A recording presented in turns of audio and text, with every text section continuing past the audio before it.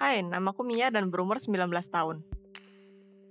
Pernahkah kamu tampil di publik telanjang dan kotor, seolah-olah kamu kabur dari perbudakan dan bepergian selama beberapa bulan ke mainland? Tonton videonya sampai akhir dan kamu akan belajar bagaimana merendahkan dirimu lebih lagi ketika kamu pergi dengan celana dalam dan bagaimana selamat darinya. Aku suatu ketika mengatur sebuah pesta piyama untuk teman-temanku di apartemenku. Kita memakai atasan dan celana dalam, bersenang-senang, bercanda, dan menari. Itu malam yang menyenangkan. Ketika kita lapar, kita memutuskan untuk memesan pizza.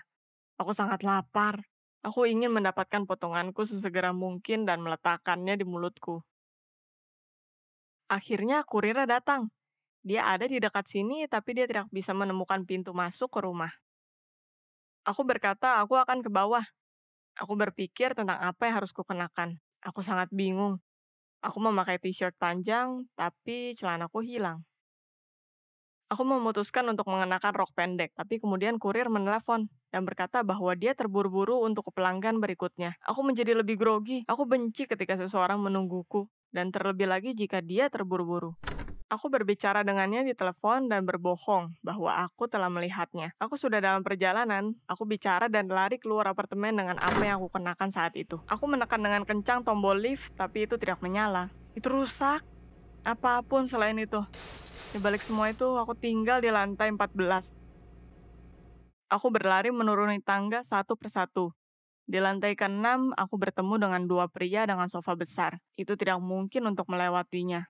Dan aku menekan diriku ke dinding. Aku merasakan punggung dan lenganku bersandar pada sesuatu yang basah dan baru saja mengingat bahwa rumahnya sedang direnovasi dan semua dinding sedang dicat. Pernahkah kamu menyentuh cat?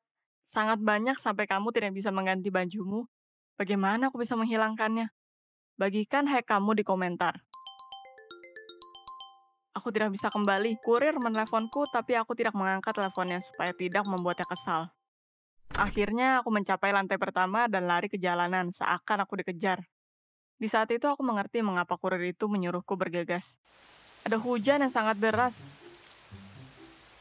Itu tidak bisa menjadi lebih buruk. Kehabisan nafas, berbalur dengan cat. Aku adalah seekor ayam yang basah. Ini jelas bukan hariku. Aku siap untuk menangis. Seperti ketidakberuntungan, kurir itu tidak ada di sana. Jadi sekarang aku mulai menghubunginya. Aku mengeluarkan teleponku dan tak sengaja itu terjatuh dari tanganku ke ranjang bunga yang basah. Aku berteriak ke seluruh pekarangan dengan kemarahan. Semuanya melawanku.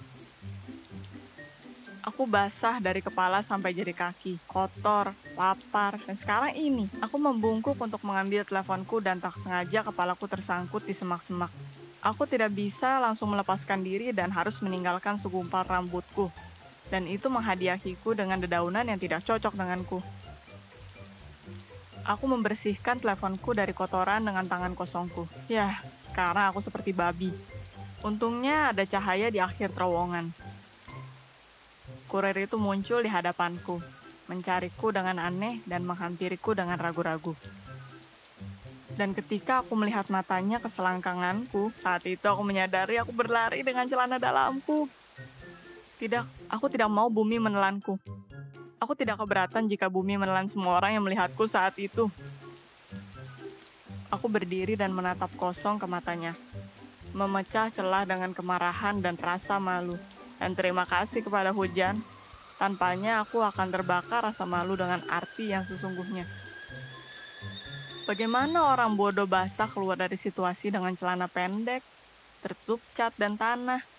Aku memutuskan untuk memasang wajah lain dan berkata semuanya baik-baik saja. Aku dengan cepat mengambil box pizza, membukanya dan dengan lapar menggigit satu potongan pizza panas. Ya, itu sangat lezat. Tapi ini bukan akhirnya. Ternyata aku lupa membawa uang untuk membayar kurirnya. Itu membutuhkan banyak usaha untuk membuka sebuah telepon yang basah dan membayarnya dengan itu. Dan selama itu kurir melihatku seolah dia yang lebih buruk di antara kita berdua. Ketika teman-temanku mengetahuinya, mereka tertawa liar. Dan aku tidak merasa ingin tertawa. Aku marah pada mereka, pada diriku, pada sang kurir, dan pada pizza sialan. Kesimpulannya, itu adalah hari terburuk dalam hidupku.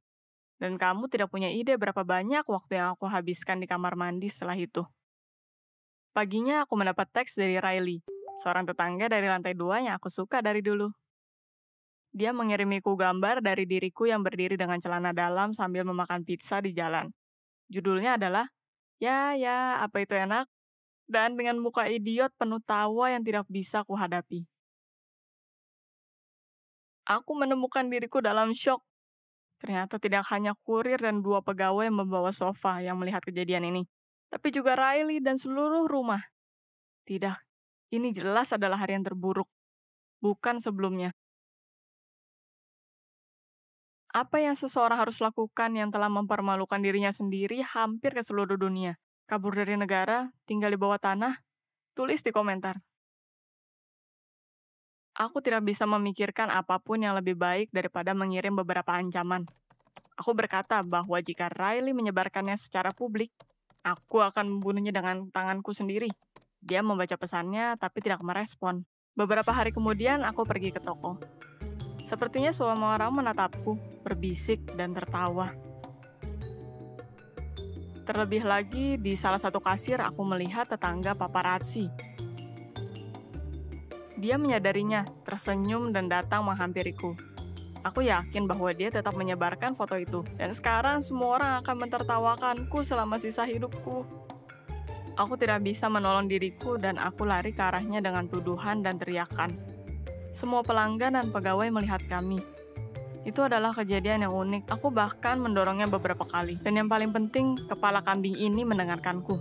Tersenyum dan bahkan tidak berusaha untuk membela dirinya. Seperti itu adalah sengaja, untuk membuatku lebih marah lagi.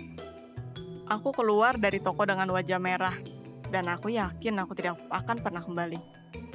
Hanya ada satu pikiran di kepalaku, untuk lari dari apartemenku, mengunci diriku dan tidak pernah keluar lagi. Aku tidak tahu apa yang lebih memalukan, bahwa aku seorang yang bodoh dan tidak bisa mengontrol diriku sendiri, atau bahwa dia adalah seorang yang brengsek. Aku berlari langsung ke rumah menaiki tangga, sehingga tidak terlihat menangis di lift, karena aku bisa terlihat. Tapi aku melihat kru pemindah lagi.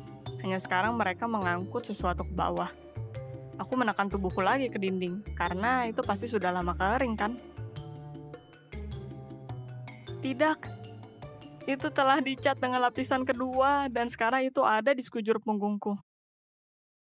Apa kata yang tepat untuk ke kru tersebut? Dan yang paling penting, dilapisi cat hanya aku. Lagi, hanya aku satu-satunya. Aku pulang ke rumah, sangat marah. Tapi kemudian temanku memanggilku. Sebagai balasan akan keluhanku, dia mengingat cerita lama. Suatu waktu aku kembali dari sekolah dengan rok super ketat yang terbelah, hanya dengan satu gerakan. Tentu saja, supaya semua orang melihat celana dalamku. Tapi aku selamat dari rasa malu. Jadi aku akan selamat dari yang satu ini.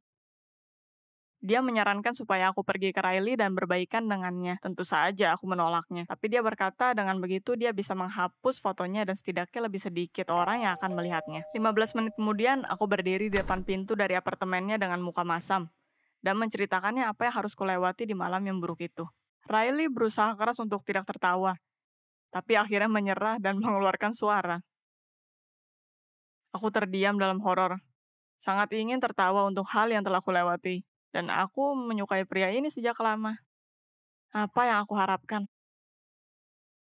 Aku berlari kembali ke flatku sehingga aku tidak harus meneriakinya seperti orang bodoh lagi. Sudah ada air mata kemarahan di mataku.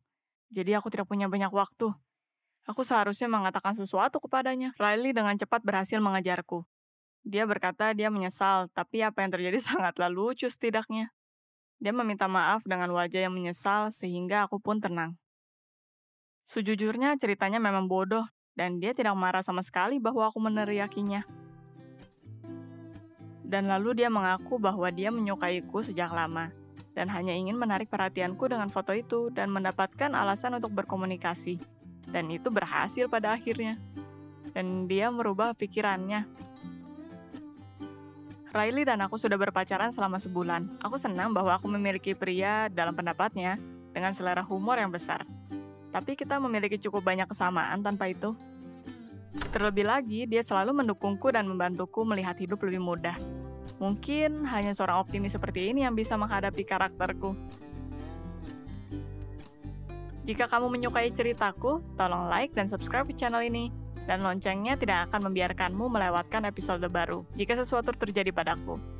Aku berharap kamu memiliki jiwa positif dan kuat. Sampai bertemu lagi.